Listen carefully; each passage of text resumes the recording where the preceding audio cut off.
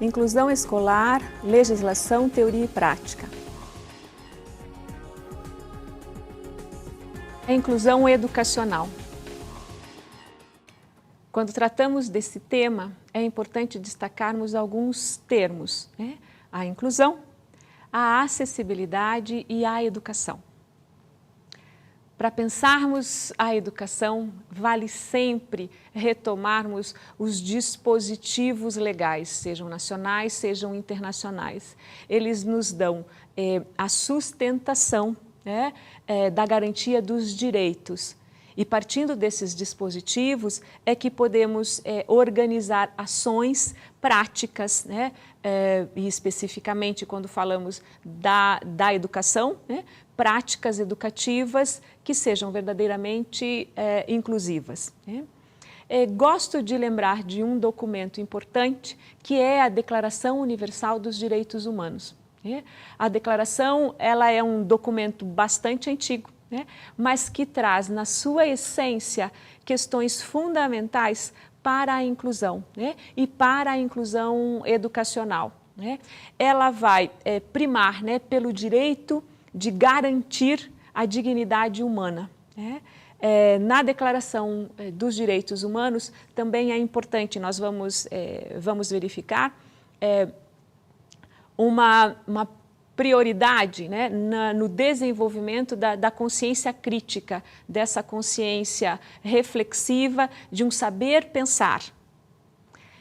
Então, partindo já, né, dos direitos humanos, nós temos aqui elementos importantes quando falamos da inclusão, quando falamos da educação inclusiva, tá? Então, esse outro aspecto, partindo dos dispositivos legais, é pensar naquilo que são os pressupostos da inclusão, né?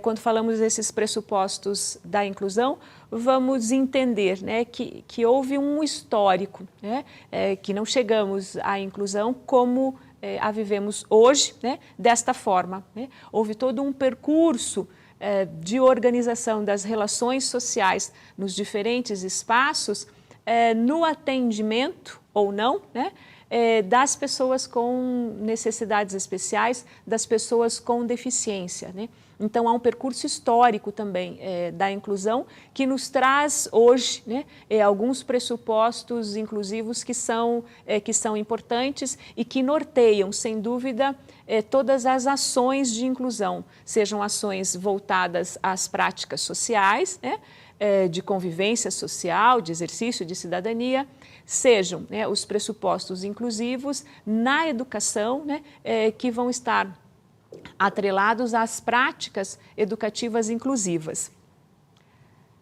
Desses pressupostos, então, é interessante nós lembrarmos, né, alguns deles, tá? Um desses primeiros pressupostos da inclusão, né, que deve estar presente nas ações, nas práticas educativas inclusivas, é a autonomia, né? Então, nós temos que construir ações, né, ou práticas que desenvolvam essa autonomia no sujeito, né, no ser humano. Uma autonomia que possa lhe dar a condição, né, de criar ações, de criar soluções para os seus problemas, para as suas dificuldades cotidianas, de uma forma consciente, né? Então, que de uma forma autônoma ele consiga resolver as suas questões difíceis no seu dia a dia. E aí nós falamos dessa autonomia desde o sujeito ainda muito pequeno, né? Desde o bebê, desde a criança, né? De que forma nós podemos oferecer oportunidades para que essa autonomia vá, né, se intensificando, vá se tornando uma ação, uma manifestação num comportamento, né? E que possa ter efeitos, né, à personalidade, possa ter efeitos à identidade da pessoa. Tá?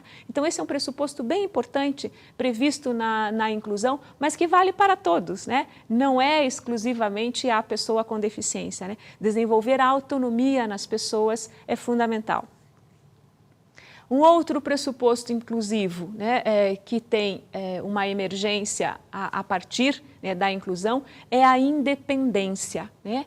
Mas que também, eu diria, não é apenas para as pessoas com deficiência que temos que desenvolver a independência, é para todos, né? É para todas as pessoas, é um direito humano adquirir a independência, né? E a independência vai ser internalizada, vai ser construída, né, na identidade de si mesmo, vai ser construída numa manifestação de um comportamento desde o princípio, né, do desenvolvimento da vida desta pessoa, né? E ela deve ser reconhecida, né, e valorizada nos diferentes espaços, seja na família, em primeiro lugar, depois na escola e na sociedade, né? De que forma a pessoa consegue organizar ações, né, ações que são independentes, né, que têm efeito sobre a coletividade, né, mas que são ações de responsabilidade dela. Um outro pressuposto inclusivo, e isso sim, né, é um pressuposto que a inclusão nos trouxe, é o empoderamento, né? É um termo que, por vezes, é novo para nós e que remete a quê? Né? Remete à responsabilidade. Quer dizer, dá a todas as pessoas, independente da sua idade, né, essa condição de se responsabilizar pelas suas escolhas, pelas suas decisões e arcar com as consequências dessas decisões, né? Para toda escolha, uma consequência. Então, que isso seja de responsabilidade daquele que a faz, né? De todo sujeito, seja criança, adolescente ou adulto, pessoa com ou sem deficiência. Um outro aspecto importante nesse tema é nós discutirmos sobre a questão da acessibilidade, né? Então, quando falamos agora, né, de uma inclusão, nós vamos nos remeter, né, a um outro termo, a um outro conceito vigente atualmente, que é a acessibilidade, né? A acessibilidade, ela traz, então, como premissa, né, de que há que se derrubar todo e qualquer tipo de barreira, né, que impeça o acesso, né, da pessoa, do ser humano, a um contexto social. Tá? Então, a acessibilidade, ela vai trabalhar com algumas dimensões, e são essas as dimensões que nós temos que criar alternativas para dar acesso a todos, né, acesso indiscriminadamente. Que dimensões essas da acessibilidade que vale a pena nós destacarmos, nós lembrarmos, né? A acessibilidade arquitetônica, e quando falamos, né, dessa acessibilidade, diz respeito aos aspectos físicos, né, da organização dos ambientes. Uma outra acessibilidade, a acessibilidade comunicacional, que vai dizer das possibilidades, das alternativas de comunicação, né? A língua brasileira de sinais, a Libras, né, é um dos recursos de comunicação, né? As tecnologias assistivas são importantes para esse recurso de comunicação. Uma outra acessibilidade é a acessibilidade metodológica, né? E aqui falamos de todos os dispositivos legais que são importantes para organizar essas ações de acessibilidade. Uma outra acessibilidade também importante, né, ou todas elas são importantes, é a acessibilidade instrumental, né, que são os instrumentos que sejam necessários às pessoas com deficiência para desenvolver, né, aqueles dispositivos inclusivos de autonomia, de independência, de empoderamento, né? Então, desde recursos como bengala até recursos de comunicação que vão ser necessários e importantes, né, para a dignidade do ser humano. Uma outra acessibilidade tão importante é a acessibilidade programática, né? Então, que possa atender, né, às expectativas, às necessidades da pessoa com deficiência, né? Então, diferentes programas de diferentes espaços educacionais, sociais, do mercado de trabalho. E vale aqui destacar, né, uma outra acessibilidade, que é a acessibilidade atitudinal. Dizemos que talvez essa seja a acessibilidade mais complexa, mais difícil, porque ela não remete a práticas concretas, né? Ela diz respeito exclusivamente à atitude das pessoas, né? Uma atitude que, de acordo aos pressupostos inclusivos, que seja uma atitude que acolha as diferenças individuais, que minimize as interações de discriminação, de preconceito. E disso, esta acessibilidade só depende de nós, de cada um de nós, para que cada vez mais as pessoas com deficiência tenham acesso a essa sociedade inclusiva. Um outro aspecto importante para destacarmos na inclusão educacional são as tecnologias assistivas. As tecnologias assistivas têm sido um importante instrumento e uma importante área de investigação e de conhecimento para as práticas inclusivas, não só na educação, mas também para uma inclusão social. Tá?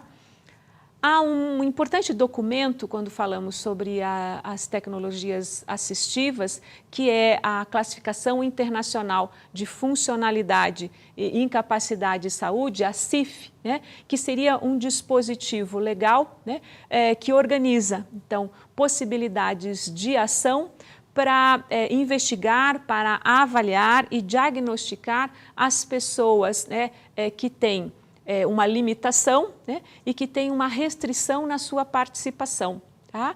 Então, a CIF, ela organiza ações voltadas à saúde, e aqui é importante destacarmos, não se tratam de doenças, mas sim de valorizar, de criar ações de saúde. Então, a CIF como um dispositivo legal importante, que trabalha com as tecnologias assistivas para que se criem recursos que cada vez mais possam incluir as pessoas, todas as pessoas. Vale ainda destacarmos um outro dispositivo que é a cartilha de tecnologias assistivas voltadas, aplicadas à escola. Vale a pena conferir.